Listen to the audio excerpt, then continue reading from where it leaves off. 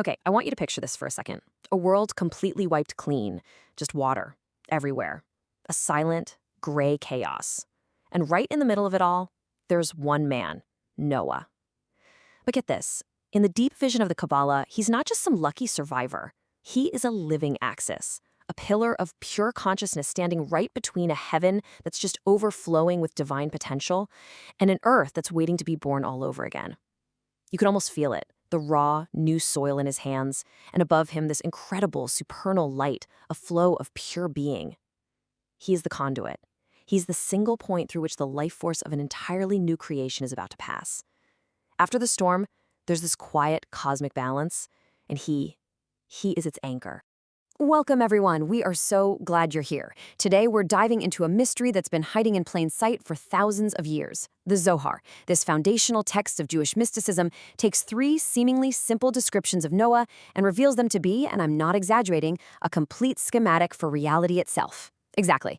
The phrases are, Noah a righteous man, a man of the earth, and with the divine, Noah walked. Now, on the surface, that sounds like a character sketch, right? A little bio. But down in the mystical dimension, in the world of Yesod or secrets, this is not just a description. Oh no. This is a technical manual for how a conscious being connects the infinite to the finite. So let's get right into it. All right, so let's start with that first identifier, Ish Tzaddik, a righteous man. The Zohar does something absolutely profound right away. It doesn't just say, oh, Noah was a good person. It links his very identity directly to a famous verse from the book of Proverbs. And here's where we have to tune in to the precision of the language. In Kabbalah, words are never just poetry. Foundation is a specific technical term. It refers to the 9th of the 10 divine emanations, the 10 Sefirot. It's called Yesod. So get this. When the Zohar calls Noah at Tzaddik and then immediately connects him to the foundation of the world, it's not giving him a compliment. It's giving him a cosmic job description. He is the foundation. He is the Yesod of his generation. Think of him as the living pillar that holds up the very fabric of existence. Let's try to make this a little more concrete. Imagine all of divine reality, all the higher spiritual worlds, is a massive cloud server holding an infinite amount of data and energy. And our physical world, it's the terminal. It's the screen you're looking at. So how does the data get from the server to the screen? Well, you need a secure pipeline, right? That channel is Yesod. And the Zohar is telling us that Noah is that channel. He's that pipeline.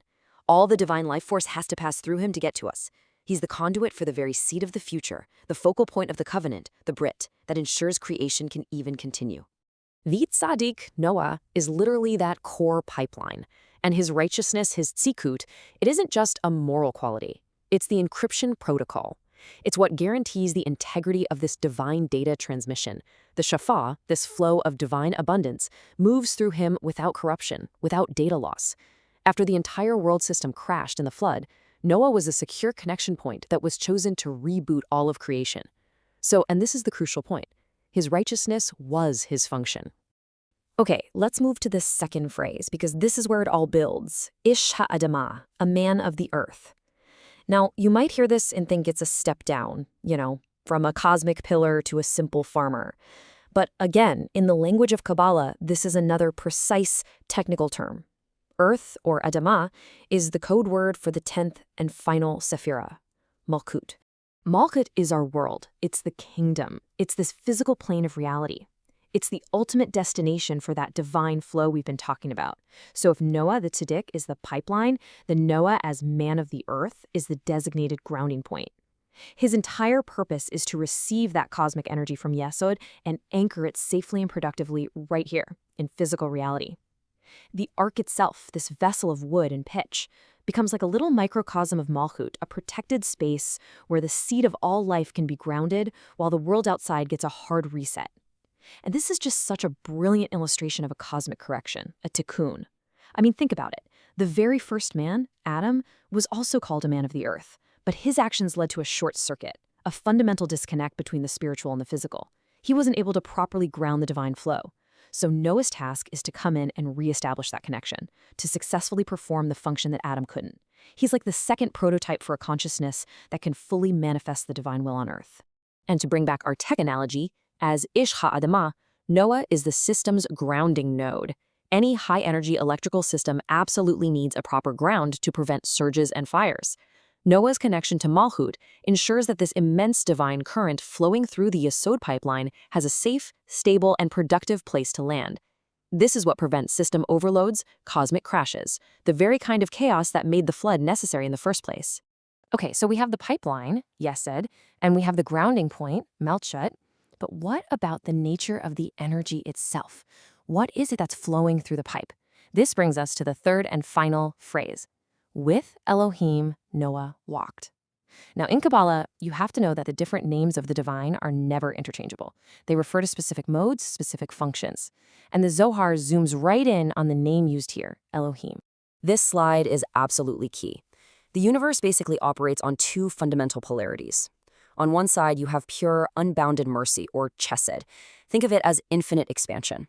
On the other side, you have Elohim, which represents judgment, or din. This is the force of structure, of limits, of containers. The world before the flood was drowning in mercy it couldn't contain. Noah's genius, his unique quality, was his ability to walk with Elohim. He could handle the raw power of judgment, and he could weave it together with mercy into a balanced, harmonious state. Exactly.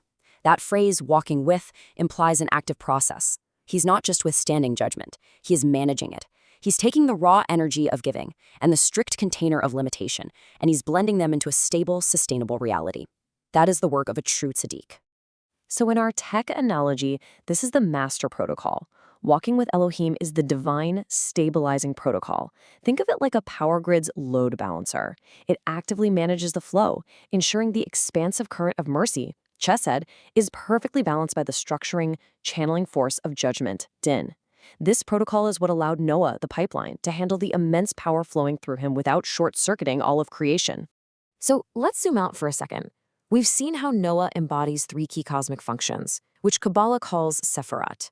Yesod, the foundation, Malchut, the physical world, and that third one, that state of harmony he creates, is called Tiferet. But these are just three components of a much larger divine architecture, the 10 Sefirot, often visualized as the tree of life. Right, this is the full operating system of reality. And to understand how energy, or shefa, moves through it, we can't just look at the individual parts on a list.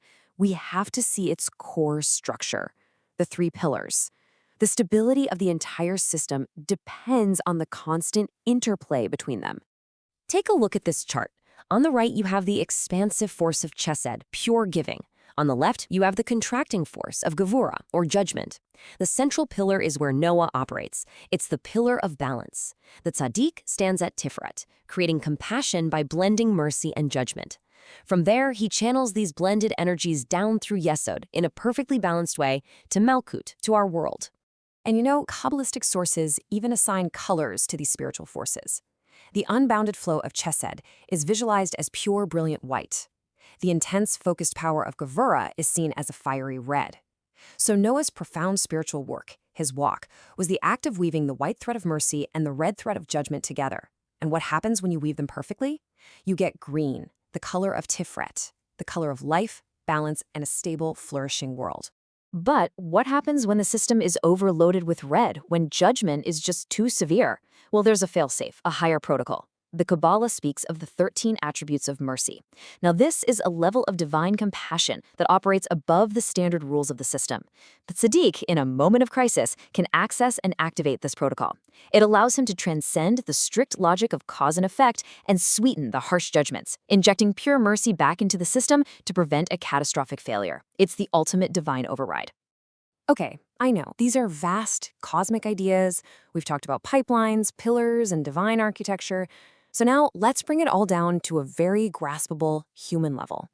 To wrap this up, we're going to present two final blueprints, two modern analogies that capture Noah's entire cosmic role, designed for two different ways of thinking.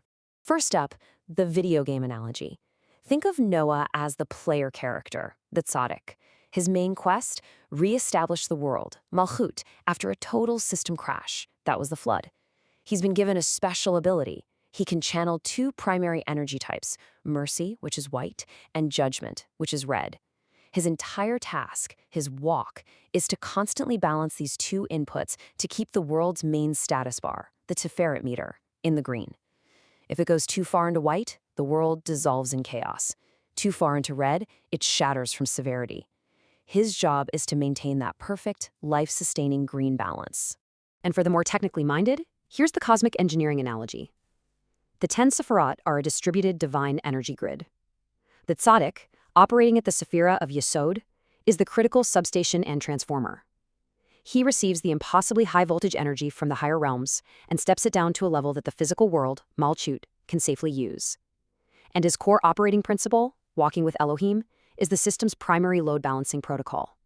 It perfectly integrates the expansive positive currents of Yesod and the contractive negative currents of Gevurah, ensuring a stable, constant, and life-giving power supply to all of creation.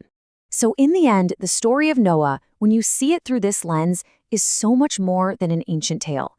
It's the living blueprint for how consciousness itself can act as the interface between the infinite and the finite. He is the model for balancing the forces of love and discipline, expansion and contraction, within ourselves and in our world. Thank you for joining us for this complete journey through the Pardes.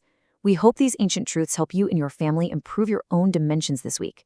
If you enjoyed this full chapter deep dive, please like, subscribe, and share which part of the journey touched your soul in the comments. We really do read them, and we'll see you in the next chapter.